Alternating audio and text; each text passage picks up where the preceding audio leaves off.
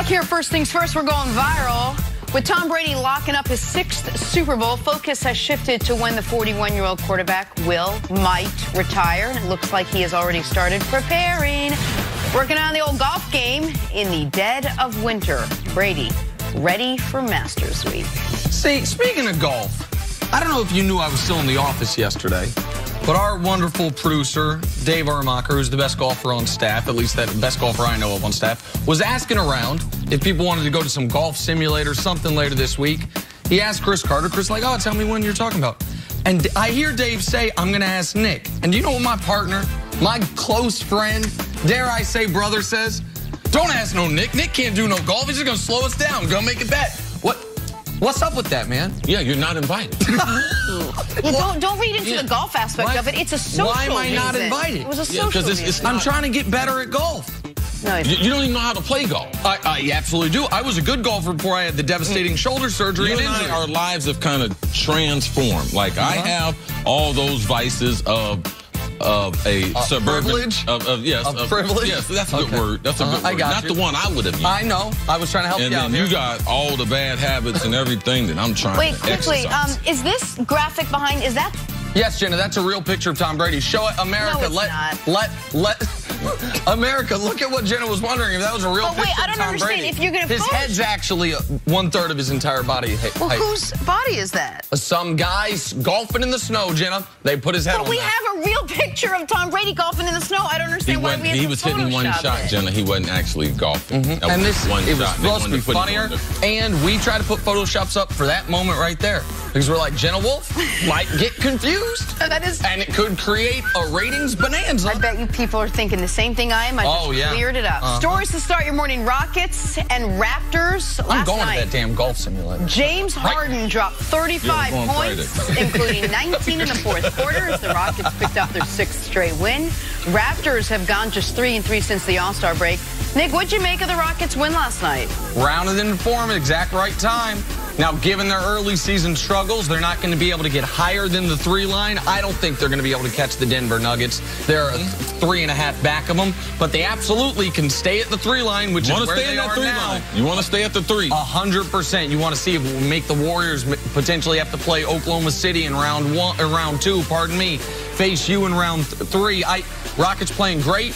Well-rounded. This game, they blew multiple leads, but Harden was spectacular in the fourth quarter after he and Chris Paul were bad through 3 quarters. I like the fact that they have gotten some players back. Fareed is not back yet. When he gets back into the lineup, he has been outstanding. Man, they've changed this the hope of this organization is back. Man, the first 2 months of the season, man, the Rockets, man, they look bad. Man, they're right back where they want to be. All right, on to the NFL now, where rumors are swirling that the Cardinals are shopping Josh Rosen. Yes, the same Josh Rosen who the Cardinals spent the 10th overall pick on last year. Nick, what team should target Rosen in a trade? Well, I'm really curious what the market's going to be. I mean, some people have speculated they could only get a mid-round pick for him. If that's the case, then you cannot trade him under any circumstances.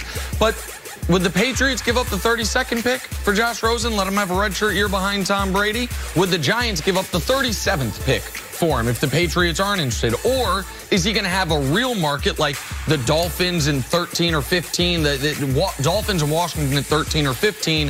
I think he's a good quarterback. I think that he would be worth, if he was in this year's draft, he would be a first-round pick. So I would, if I was Miami or Washington, strongly consider it. Of all the 5 quarterbacks taken in the first round last year, all of them projected to be starters in 2019. There's only one quarterback that I'd be like, I'd give up on it. Like, if I could give up on it, it'd be the one in Buffalo. It wouldn't be Josh Rosen. We do not know if he can play professional football. So they would be trading without finding out. Now, they got rid of their coach without finding out. Now they would be without finding out about Josh Rosen, who made a tremendous investment. If you fire the coach, it's because you think after he was a huge part of the problem. So you are naturally saying it's not just on the quarterback. We had a bad coach. Fired him after 1 year. You liked him enough to trade up to go get him. You're going to abandon him after 1 year. Doesn't make sense to me. The New York Football Giants are letting All-Pro safety Landon Collins become a free agent. They're not placing the franchise tag on him. Interesting move for a team that allowed 26 points per game last season. See, what'd you make of the Giants' decision to let Landon Collins I can understand it, because when you look at the free agent market that's going to be available for free safeties or strong safeties, it's a market where you can get a lot of top-level players.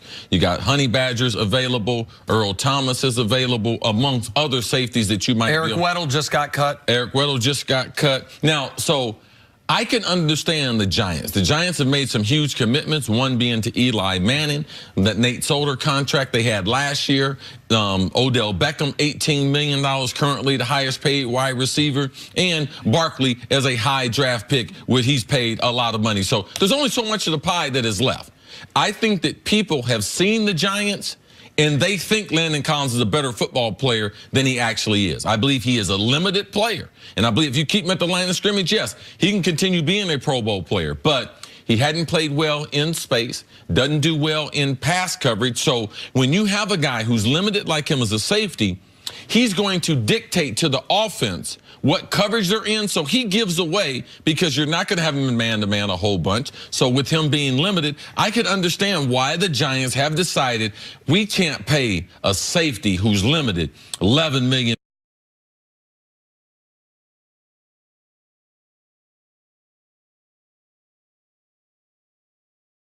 Don't necessarily mean the same thing for all people. And people hear 3 out of 4 Pro Bowl years. This is a really good player. He was outstanding in 2016. He hasn't been as good since then. I still think he's a good player in this league, and I think there are certain things he does very, very well.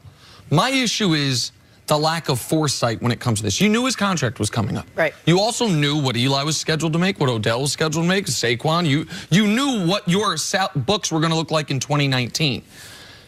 At the midway point of the season, before the trade deadline, when you're 1-7 and your season is lost, and you see Clinton Dix, he's better than Clinton Dix, I believe. He went for a 4th-round pick. Clinton Dix is a free safety. All right? No, he is not a better football player. He's not a better player in space. He's not a better player in coverage than Dix. And both of them played at University. He is an in-the-box, at the line of scrimmage safety.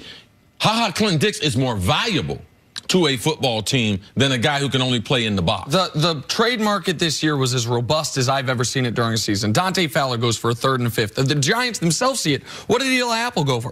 A 4th and a 7th.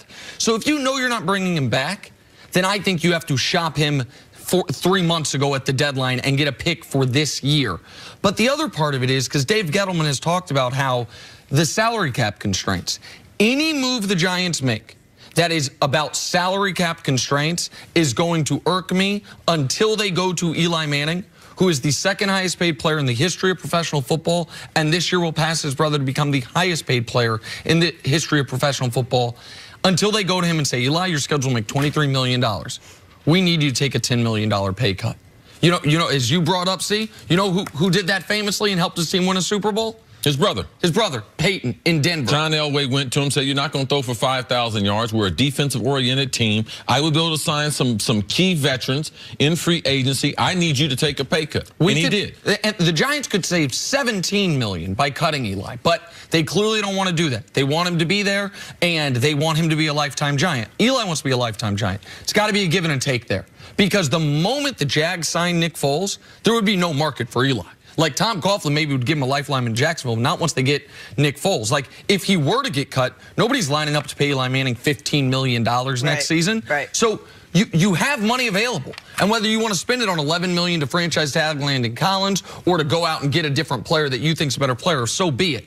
But Eli Manning is the elephant in the room on this when he's making $23 million with no leverage, and when you should go to him and try to get some of that money back. You got to do something on defense. Their defense was a mess last year for the Giants. Coming up, did Magic give too much power to LeBron? That is next on First Things First.